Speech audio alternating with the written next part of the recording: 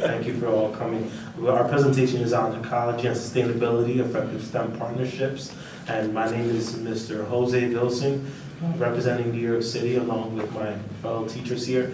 I'd like to give you a little background as to who we are.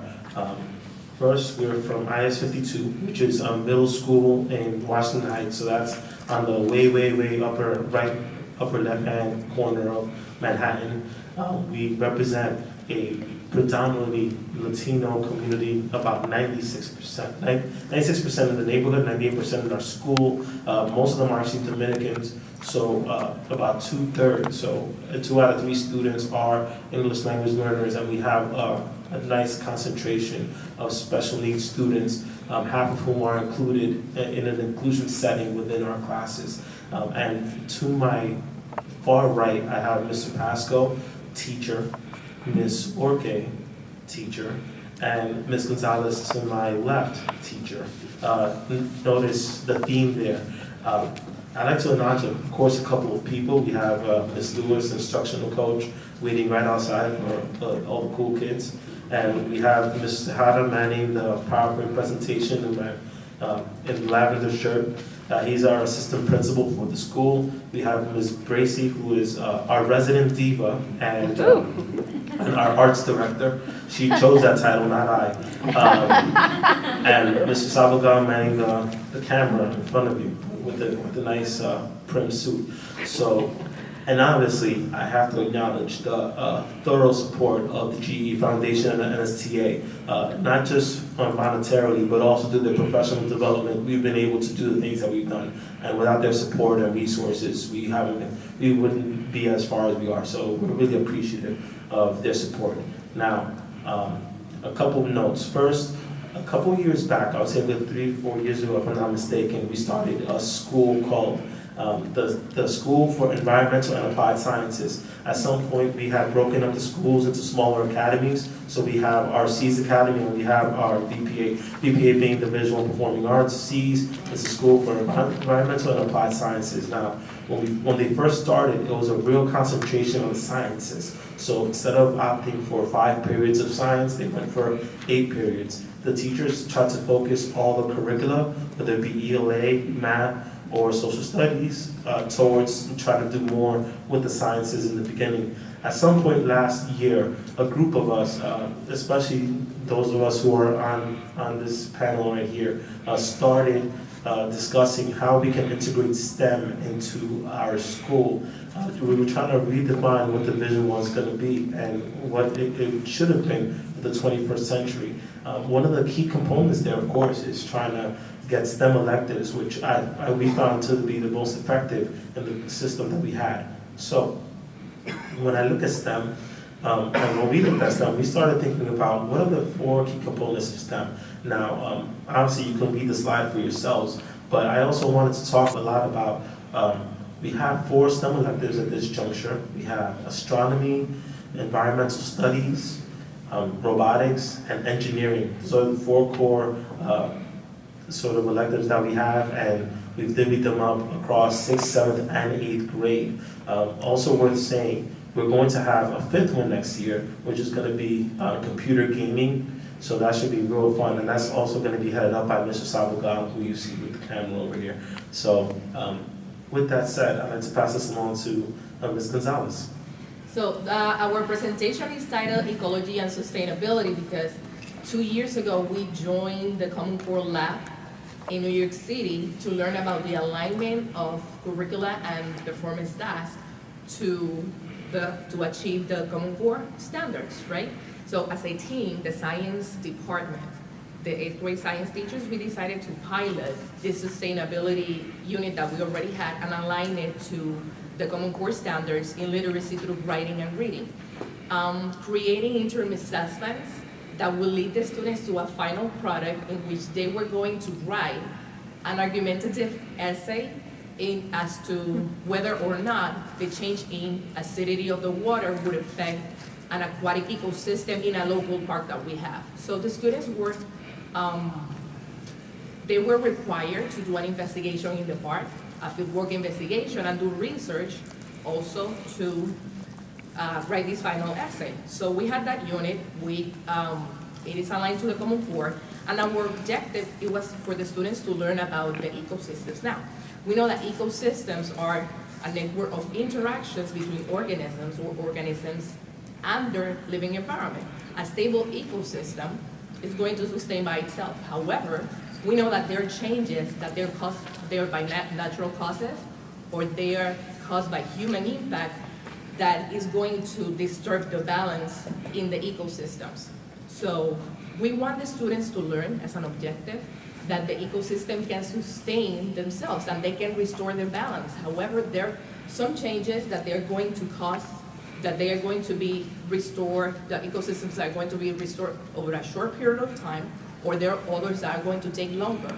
There are other changes that they are going to be permanent. So we want to also raise awareness in the students to appreciate and learn their living environment even when they live in a very overcrowded city with buildings. We see a lot of buildings and it's very overwhelming, but also we want the students to be aware that they have parks and they have resources there. In the park that we are working with the students, we have wetlands, we have ponds, we have different ecosystems that they can study and they can learn to appreciate and take care of that community, right? So the science content standards and the Common Core standards, we know that they expect students to articulate and be able to describe these changes. So that's why the performance task, the final one, it was an essay. Now, we are, like Mr. Wilson was saying, we are part of a cohort of teachers who are supported by GE Foundation, like NSTA and NASA. Well, last summer, we went to the Kennedy Space Center. We are partner teachers. We spent a week in the Kennedy Space Center learning about STEM and doing different performance there.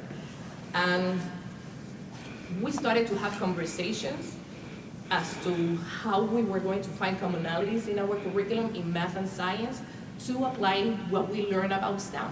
And we started to talk about this unit of sustainability, and we found out that in the contents that we have, that we discuss in sustainability, we have abiotic and biotic factors, we have biomes, climatic factors, ecosystems, energy flow. We have many things that we discuss throughout that unit.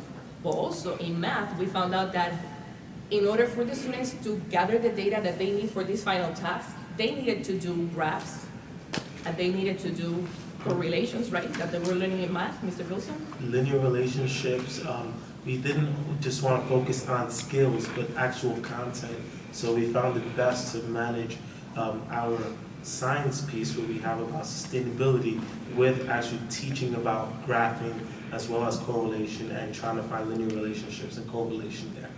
Now, this unit in sustainability is an 8-week unit that has all the topics that we found here, and also math has a lot of topics. So we continued this conversation when we came to school, and we saw that it was a daunting task to try to align all the topics and do an integrated unit. So we decided that we were going to focus on one of the particular topics in that unit, which is the key factors, the key climate factors that determine a biome. So with that said, we are going to present a lesson that we focus on to align it to STEM. Okay, so one key takeaway from the conference that we attended over the summer at Cocoa Beach is that integration shouldn't be forced. So we initially, in our initial conversations about the units that we need to integrate, after looking at the units that we actually developed in school, we found that Unit 2 in science, which is in sustainability, and Unit 2 in math, which is about functional relationships, offer us opportunities to integrate, because when we talk about sustainability, you're talking about factors, variables that affect the biodiversity in a certain geographical area. And in math, we explore the relationship between two variables. So I think there is a seamless integration of not the entire unit, but just a specific lesson. So we developed, together with Ms. Orke and the team, we developed an integrated lesson on climatic factors that affect the biodiversity in a certain area. So the New York City Public Schools have started implementing the Common Core standards for both math and ELA.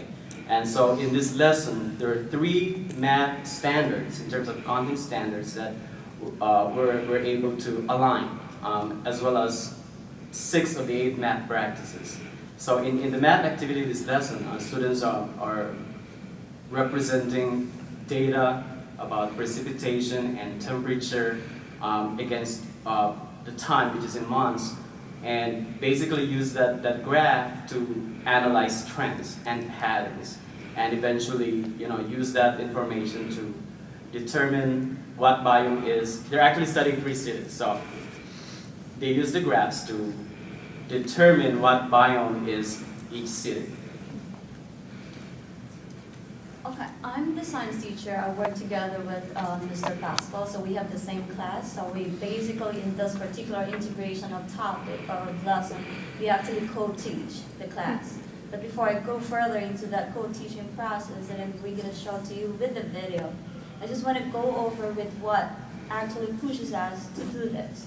When we started developing performance tasks 2 years ago, incorporating the Common Core state standards, specifically in terms of writing scientific explanation and argumentative essay in science classes, we found some things that we really need to address, especially as science teachers. One of the things is actually students need to improve or maybe lack the ability to use scientific language in the writing piece. Also, we found out that they need to or they lack the ability to use or utilize quantitative data as part of the evidence in the writing piece. And most importantly, the reasoning part. They lack the explanation using these scientific principles that will back up their claim or their evidence, or maybe just to link the claim and evidence. So those are the things that we actually focus on to really improve in this particular integration. We work together and we found out that we can actually meaningful integration in the school can actually happen if there is just collaboration, true collaboration. Maybe not true collaboration, but a harmonious collaboration among teachers, and if we are provided time by administrators to really work on that one, and I think that's one of the things that we're going to address at the end. So in this particular lesson that we're doing, that we're going to show to you, we do have some struggles and gains, which we're going to explain, but this again, as according to Mr. Pascal, a very, or maybe the best topic that we found in this particular unit is during that time for the second unit, Mr. Pascal or the math teachers are actually working on a relationship between variables, and also in science, as you may know already, we're also emphasizing or teaching the students how to develop the skill using data and explaining relationship between variables. So we found that alignment, and then we started the integration right there. Now the video that you're going to see right now is actually just 3 significant or relevant segments about the process of integrating lesson. The first one is, and prior to this lesson, by the way, I just want to inform the group that students already talked about ecosystems. So part of the segment is basically talking about the difference between biomes and ecosystems, since we're going into biomes. The second segment is about the math investigation that they need to use as part of their evidence. And before that, I forgot to say something, that one of the goals, or our main goal in this integration, is for the students not only to deepen their understanding of biomes and biodiversity, but also to really strengthen their skills in graphing and analysis of data, and the writing piece, the writing of explanation, providing evidence, writing claim, providing evidence, and reasoning. So you will also, in that video, you will also segment where students actually share their work, the scientific explanation part.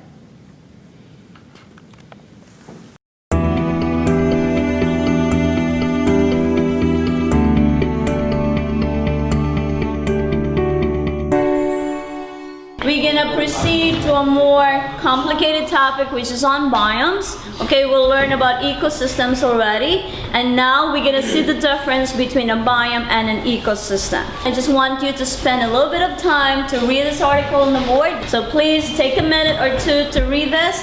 Your goal is actually to explain or to find out the difference between ecosystem and a biome. What is a biome? And how is a biome different from an ecosystem? Randy? A biome is different geographical, like there's different climates. There's different climates. And how is it different from ecosystem again? A biome is big, so like a lot of things like live in biomes that could be non-living or living. Okay, so for today's task, by the way, okay, we already know the factors that we're calling precipitation and temperature. At the end of this lesson, we're expecting you to actually write a scientific explanation on how climatic factors, and I want you to focus only on two factors, which are the temperature and average precipitation, how these climatic factors affect biodiversity in different biomes. So you're going to write your claim here, you're going to write your evidence, you're going to find information, you will be reading 2 more articles to get your evidence, and you will be doing a graphing investigation that Mr. Pascal will do for you to get or to gather more evidence, and then the reasoning part. So this is your major task, this is your main goal at the end of this lesson. But in your evidence, we really would like you to get quantitative evidence from graphing investigation, which Mr. Pascal will explain to you further. So today, what we're going to do in math, okay, in relation to what you're learning in science, is to really explore the relationship between temperature and the amount of precipitation in 3 different cities. So in this case, we'll be talking about month as our independent variable, and the amount of temperature or the amount of precipitation as our dependent variable. Again, so Gene has a graph paper, right? He draws the coordinate grid, and on that coordinate grid is going to graph the month and the corresponding temperature for all the 3 cities. Are the directions clear? Yeah. Okay, so get started. Yeah, that's why. So I'll work with Winnipeg.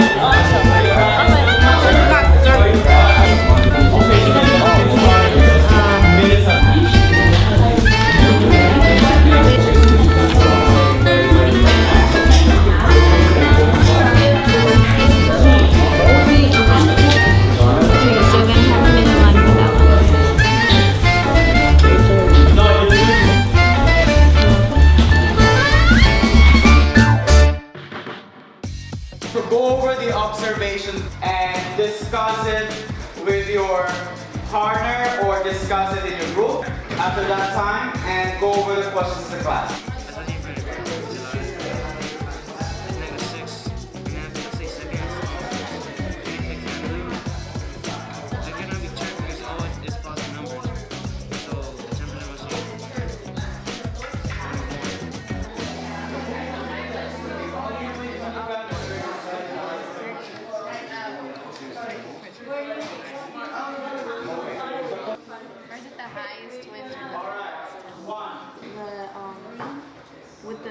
The one with the lowest, would it say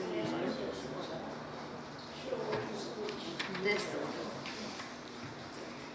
The one with the highest would be. Write down your claim in your notebook first, though you're going to be working with a group, sharing ideas about your claim and your evidence and the reasoning, but each of you should be writing in your notebook. So I want you to discuss for maybe 1 minute and write in your classwork notebook a claim in response to this question. Writing our claim. Look at the question again. Answering to the question, how the climatic factors affect biodiversity. Your notebook.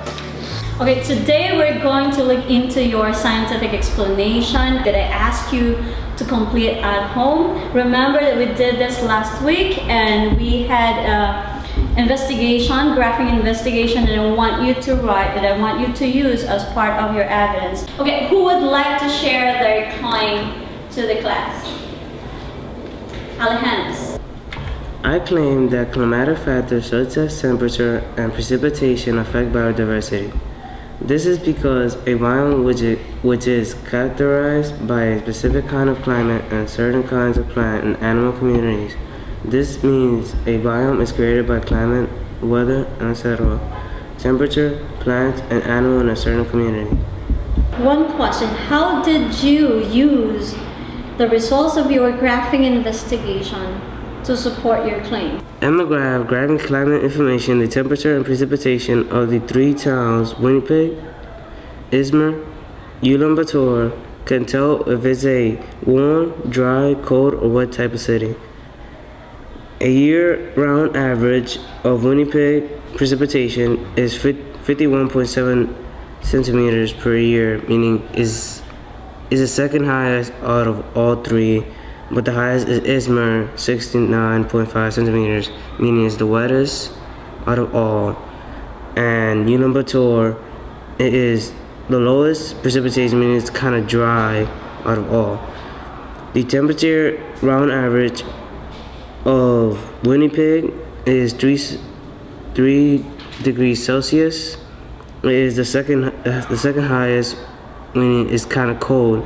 And Izmir is 18 degrees Celsius, which is the warmest out of all. And Ulaanbaatar is -3 degrees Celsius, making it cold. Our 4th unit is on analyzing bivariate data, which is actually finding out the correlation between 2 variables. So we actually use the data here. We use the geometry sketchpad to really find the relationship or the correlation or association between the 2 variables. And then for the engineering habits of mind, so students were obviously collaborating, they were communicating, and this is pretty interesting because this reminds me of the math, the Common Core standards for math, which is also has to do with developing habits of mind in terms of students being able to construct viable arguments and critique the reasoning of others and so on. And for math, functions and graphing, we forgot to include their correlation as well. The benefits that we believe we actually observe from this integration, as you can see in the PowerPoint, I'm just going to have a summary of that.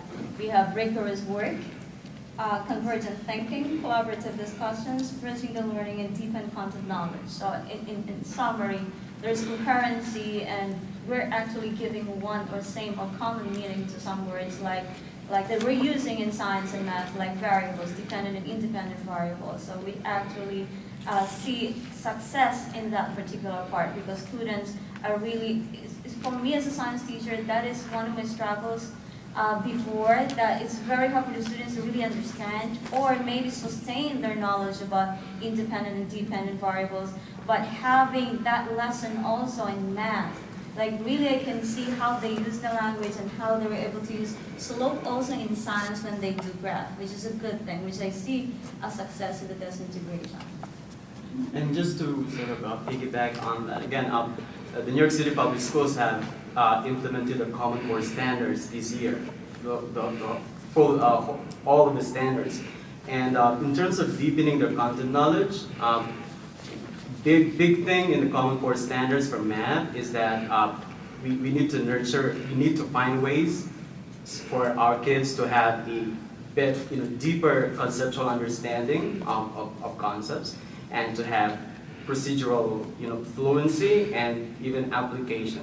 So right there, with this integrated lesson, students' understanding of relationships between 2 variables, became more meaningful and became more relevant to them. And I believe, that resulted in a deeper understanding of the concept in terms of functions and in terms of correlation. So the final product for this particular lesson, which by the way is not a 1-period lesson, and the periods in our school are 45-minute blocks for each content, for each subject. So it was not one period, that was a lesson that was planned for be taught in 3 to 5 periods, the most. So the final product for this lesson particularly was for the students to write a scientific explanation, right? So you were given one of the samples of student work, and we are going to ask you to take your time, read the student work, and to find evidence on the quality of work produced by the students, by these particular students, based on the criteria that is in the rubric. The rubric is actually in the packet that you have that says samples of student work. You are going to find the lesson plan, you are going to find the components of this mini unit, so-called, and you are going to find the rubric. The rubric is on page 17, so you can compare the work and evaluate it against the rubric that is there. And after you read and evaluate, you can turn to the person next to you and discuss the quality of the work that the student produced. What reading level would you say this person was coming to school, if you know off the top of your head? When the student came to school? When they started that school year, what reading level were they at? Were they a high-level reader? Were they, It's a high level too. It's a high level too. Explain the level. They might not have the same level. 1 through 4. I'll be quick. So we have a 1 through 4 scale in New York City, New York State, and if you're at a level 2, that means you're barely at state standard. 3 is actually at reading level, 4 will be exceeding. So she's mentioning high level 2, that means just below the cusp of what they would accept as reading level. Yes. Do you teach this process, the claim and the evidence and reasoning, with like several lessons throughout the year? I mean, I'm curious of how you introduce it and how you. We teach it throughout the year, and we teach it to grade 6, 7, and 8th grade. So these students these particular students, they have been exposed For 3 years. For 3 years now Okay, yeah. to this process, yes. It definitely is impressive, like, from, Yeah. you know, that's.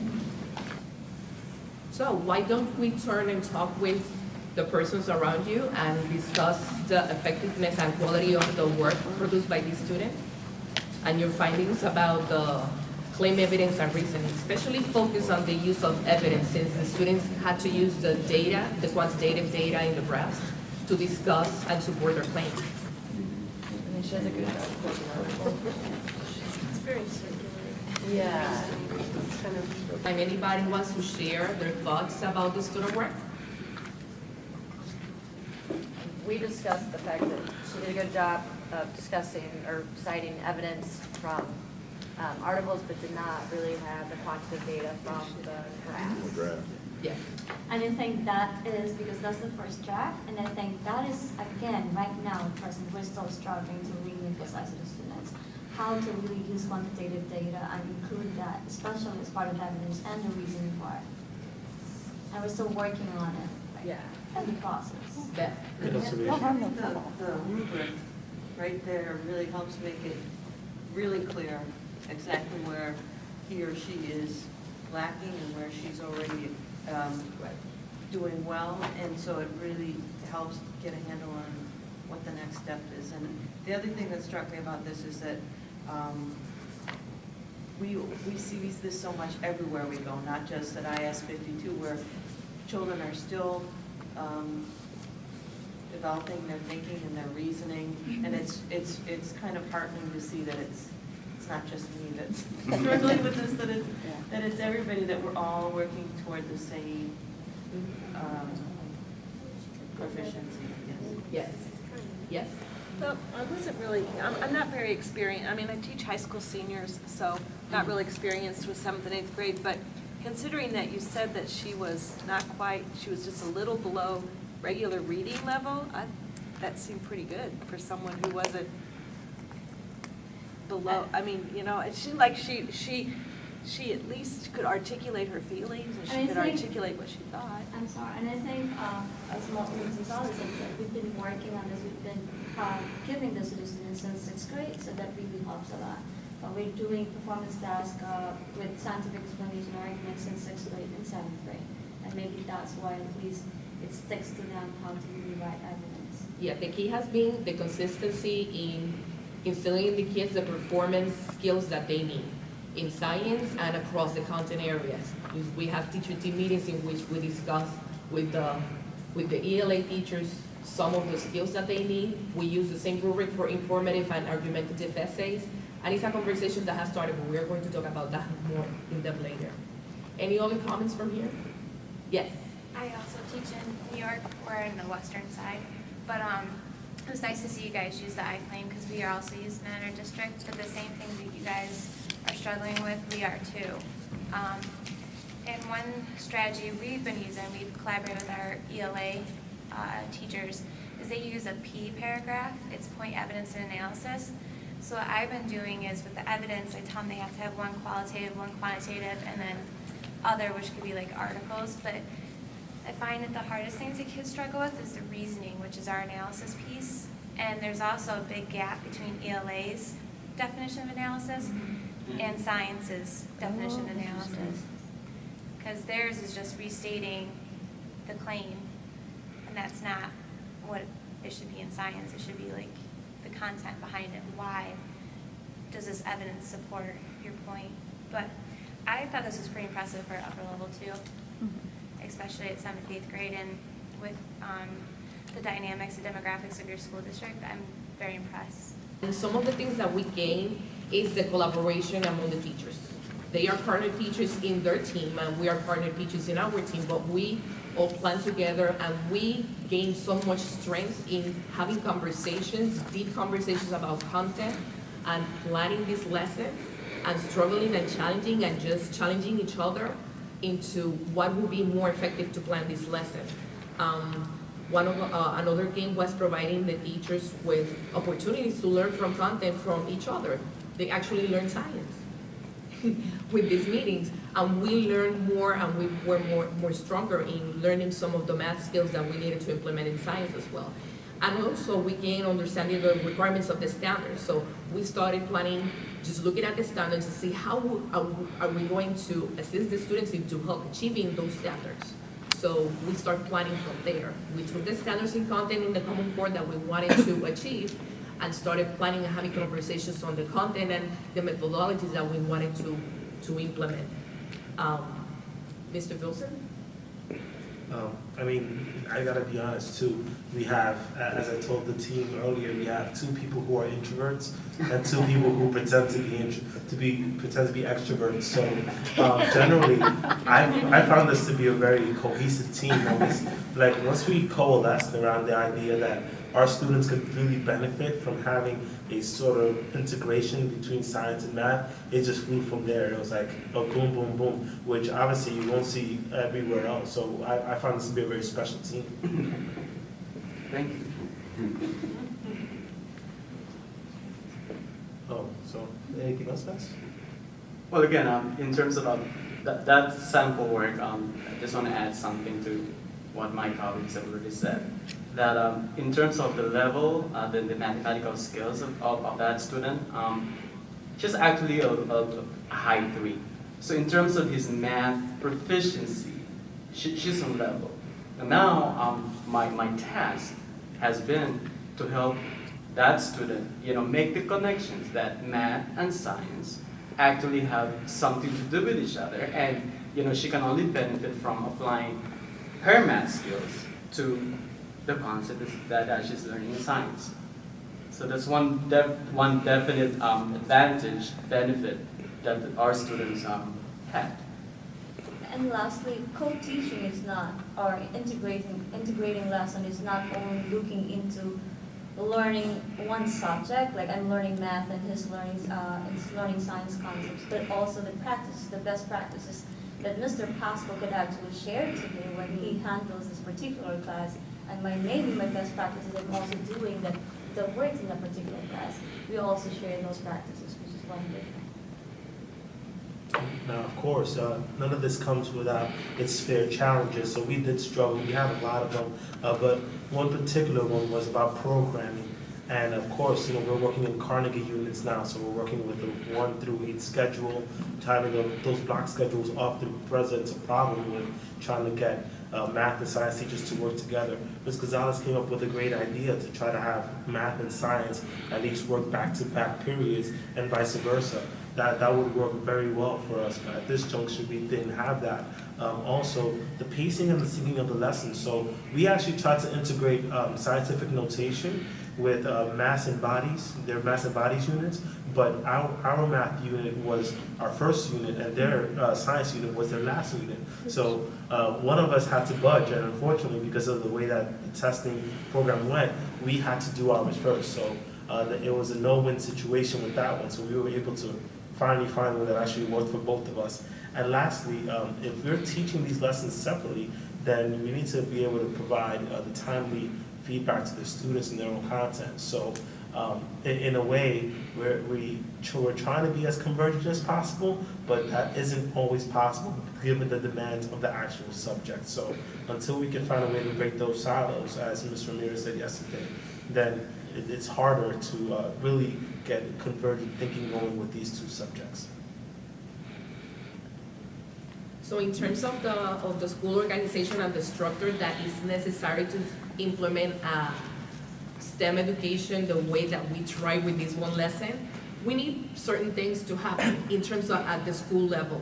We need the teachers program to have time that is going to be time for STEM planning, and have an induction of STEM in the curriculum.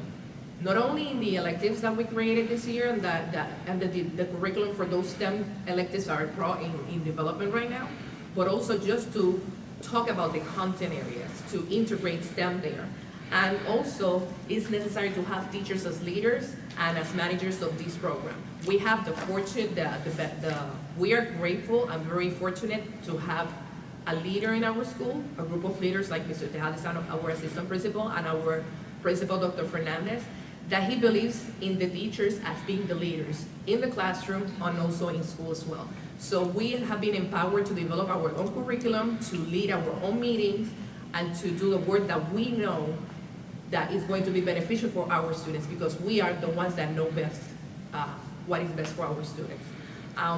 It's also very necessary to have planning meetings in the content areas to look at those areas that we are struggling together, right? And plan those lessons and those units, and the teacher team meetings that we have in our programs is where we are going to, where we discuss data from the students, we look at student work, and then we determine things to happen there. And lastly, budget allocation from the school. STEM is never going to happen if the school doesn't allocate some budget for the resources necessary for teaching these lessons. We know that we need materials, and that we need to teach the students with the technology that is researching now, because it's a lot of new things that they need to try, and they need to learn. They need to be technology literate, and they need to apply that also. We need to make us, to implement the T in the STEM, right? So those are the things necessary there. In terms of I am going to go back to what we're talking about, the programming. It is very necessary to maybe program the teachers to go teach in the same period, or have them back to back, like Mr. Bissell was saying before. Sometimes in the planning process that we have, we struggle a lot in looking for time to plan for STEM, because we have so many meetings and we have to discuss many other things. School happens, so sometimes we had to meet after school. Had 20 teachers after school. Yeah, there was no other choice, so we made the effort to stay there and to plan the lesson and to make it happen. And you didn't get paid. That happens a lot too. Now, I would just pose some underlying issues, maybe some questions for you all to think about with regards to your own setting. First being, how can teachers collaborate effectively to consistently plan and deliver STEM instruction? I mean, it's a local issue more often than not, and how we're able to address that within your own schools. And then what are some of the best ways, or even some best practices, to further the student learning within your STEM topics once that unit is over? So once that's over, is it just for show, or are you doing it in a more thorough way? And then lastly, what support systems do the schools have, and how can they implement them when school happens, meaning you get carried away with whatever the regular day-to-day stuff is, and really try to get concentrated into STEM integration.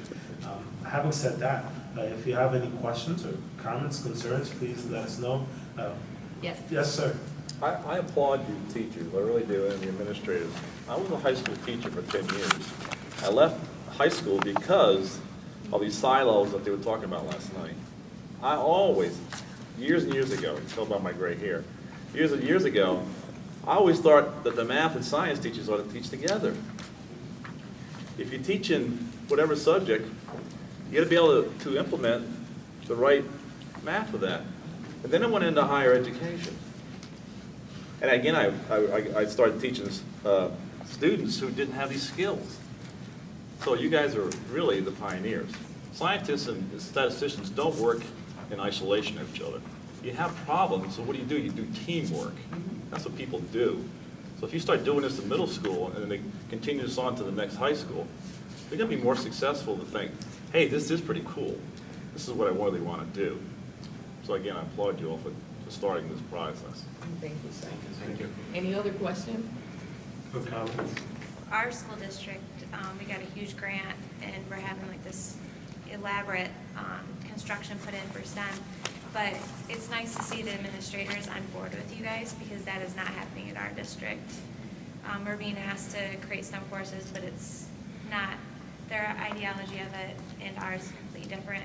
And allowing the scheduling for collaboration, we've been asked that for years, and they flat out refuse. So it's good to see that collaboration. Well, we call that administration and creative teachers. programming, in terms of programming the teachers to teach all the classes that they have, plus giving providing the teachers with the time that we need to do all this thinking together.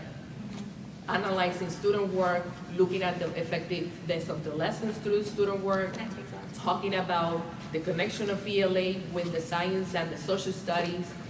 You know, it's creative programming, and it can happen. You know, it's possible. But it also starts with your building leader, and our principal believes that we need, our experts are in the building. We don't need to go out of the building. The expertise is there. It's just developing. It's not about being punitive, and even if you find a teacher might not be using the dinosaur framework effective, instead of getting rid of that teacher, let's develop that teacher, and let's help them.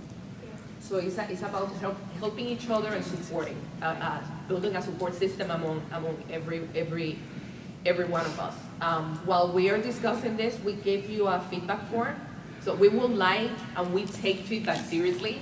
We actually read it and take it into consideration. So we would appreciate that you fill up that feedback form.